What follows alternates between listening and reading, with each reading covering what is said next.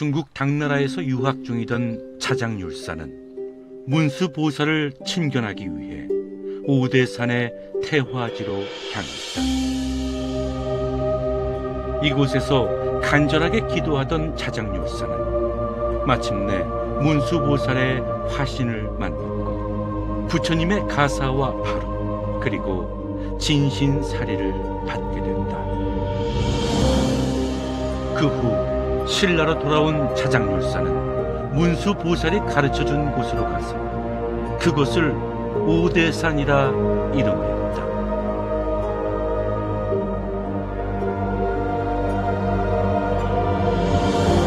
그렇게 해동 불교의 문수 신앙 성지가 탄생하였으니 바로 오대산 월정사다.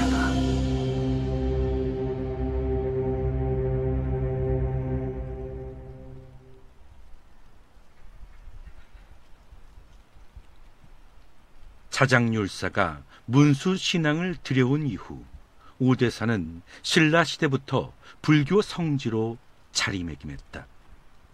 특히 월정사를 품고 있는 오대산의 5봉우리는 각각 1만의 불보살님이 머물고 있다고 전해져 시대를 초월한 신앙의 구심점이 되었다.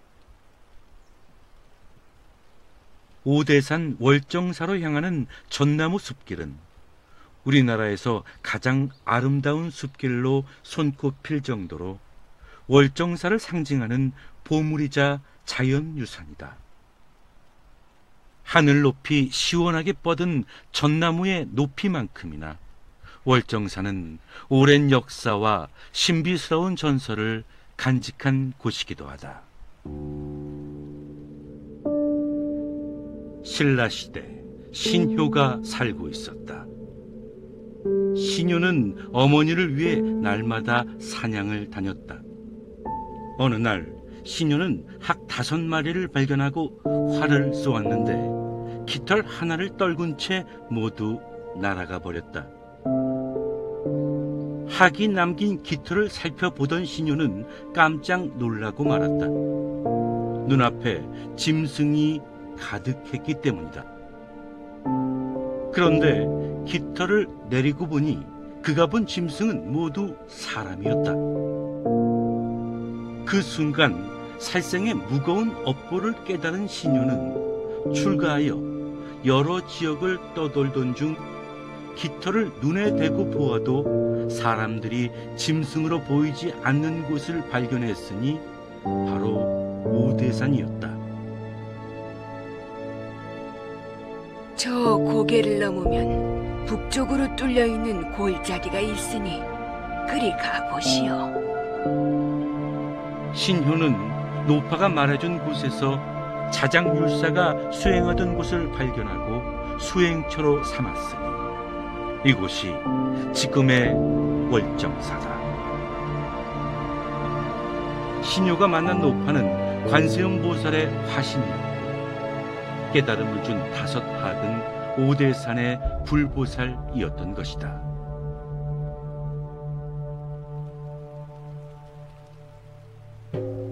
신라시대부터 조선시대에 이르기까지 월정사는 백성뿐 아니라 왕실과도 각별한 인연을 맺으며 불교를 지켜왔다.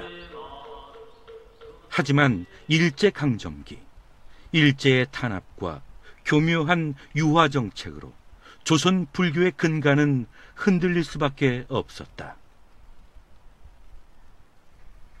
무너져가는 불교의 명맥을 다시 세우고자 목숨을 걸고 수행과 정진을 되살린 스님들이 계셨고 그중 하남, 탄허, 만화스님은 오대산 삼화상으로 불릴 만큼 근현대 한국 불교의 초석을 놓은 큰 스승이었다. 먼저 하남 스님은 승가 5칙을 제정 반포하여 승가의 청정한 기상을 진작시켰고 탄허 스님은 승가 교육의 기틀을 일구고 인재를 양성했다.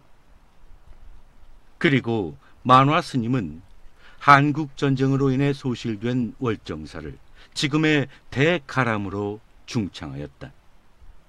이때 성보박물관이 건립되었다. 성보박물관 최고의 인기 소장품은 단연 석조 보살좌상. 머리에는 보관을 쓰고 왼쪽 무릎을 세우고 꿇어 앉은 자세로 두 손을 가지런히 모은 채 탑에 공양을 올리는 석조보살. 월정사 석조보살좌상은 지역의 색채가 불교에 융합되어 아름답게 드러난 신앙의 완성품이라 할 것이다.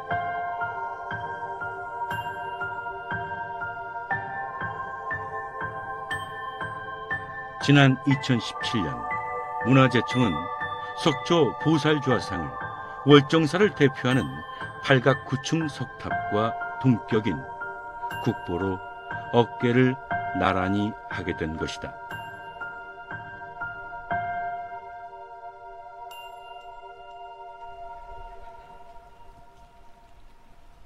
조선시대 월정사는 오대산 외사고를 지키는 수호사찰이었다. 하지만 일제강점기 주요 서적들이 일본으로 반출되는 아픔을 겪기도 했다. 오대산 외사고의 가장 중요한 기록물 조선왕조실록과 의궤가 110년 만에 제자리를 찾아 월정사로 돌아온다. 월정사가 지켜온 과거의 보물은 이제 미래의 소중한 유산이 되어 월정사를 든든하게 수호할 것이다.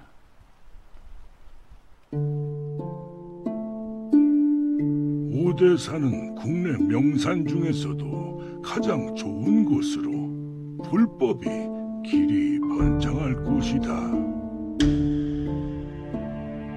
문수보살을 향한 자장율사의 간절함은 월정사에서 뿌리를 내렸다.